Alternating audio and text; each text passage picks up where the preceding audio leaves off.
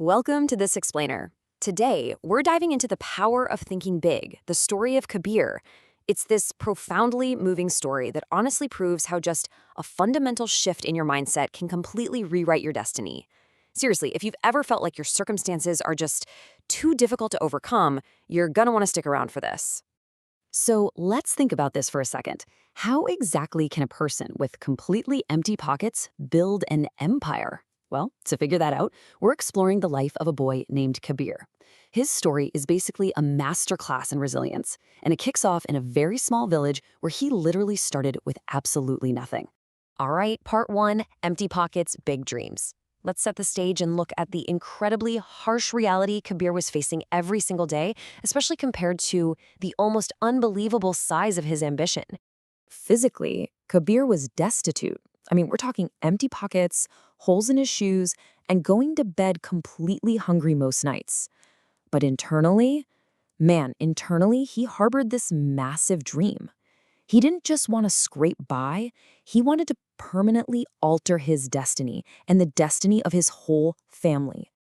But you know how it is. Whenever Kabir actually shared these grand dreams, societal doubt crept right in. The villagers would just laugh at him. They'd say, "How can a boy with empty pockets think about big things? You should only think about earning bread for the next day." It was this constant external pressure trying to crush his spirit and just force him to accept his limited reality. Which brings us to section 2, the mirror and the fire. Let's look at a pivotal chance encounter near a river that literally changed Kabir's mindset forever. So one evening, Kabir is sitting by a river, just feeling completely defeated by what the villagers were saying. And this old, wise teacher named Gurji approaches him. Gurji listens to him vent about how everyone said his dreams were too big.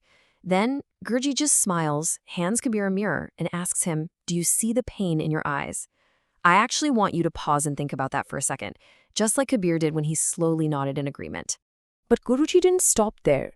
He told Kabir to look deeper. He asked, "Can you see the fire hidden behind it?"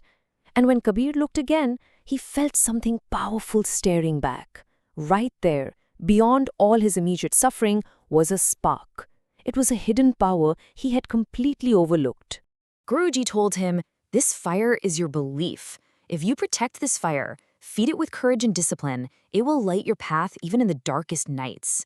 This fire he's talking about, that's inner belief. It's the ultimate fuel when you're facing extreme adversity. If you deliberately feed it with courage and discipline, it becomes this guiding light that literally cuts through the darkest nights. Guruji also introduced this incredible metaphor, the dust. He warned Kabir that people are constantly going to try to cover his mirror with dust. This dust, it's the doubts, the laughter, the negativity from other people.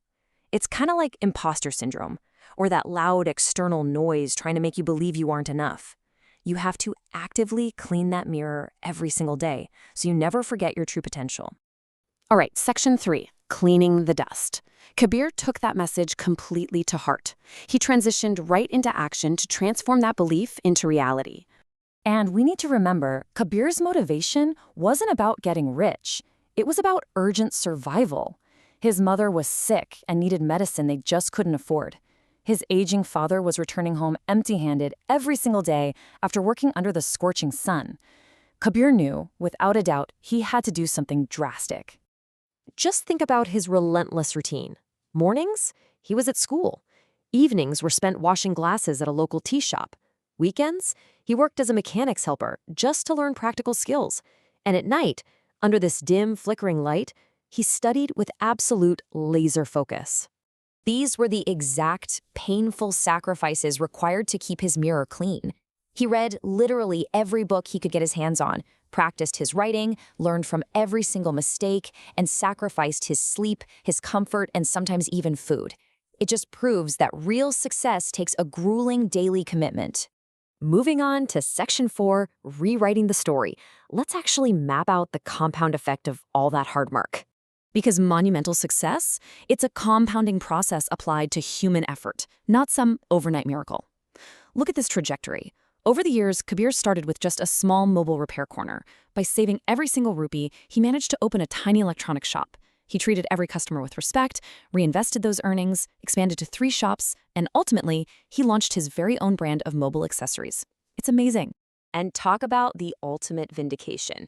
The exact same villagers who used to laugh at his dreams, the ones telling him to just focus on his daily bread, yeah, they were now the ones waiting in line outside his office, hoping they could get a chance to work with him.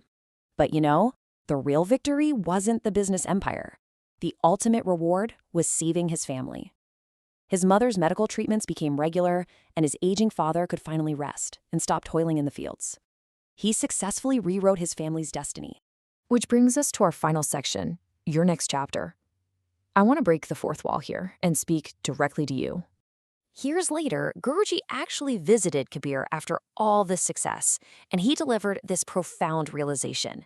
He said, "You are proof that dreams are not measured by the money in your pocket, but by the vision in your heart." And honestly, that right there is the core takeaway of Kabir's entire journey.